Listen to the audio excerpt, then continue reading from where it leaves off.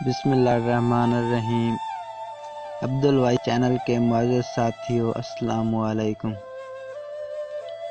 کیا اسلام میں ماسک پہن کر نماز پڑھنے کی اجازت ہے؟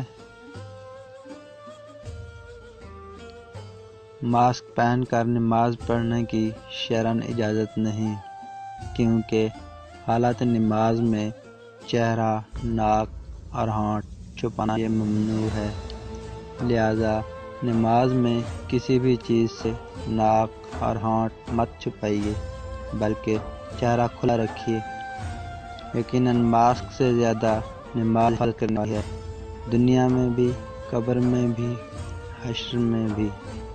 نماز درست طریقے سے ادا کریں، انشاءاللہ ہر آفت و برائی سے حفاظت رہے گی۔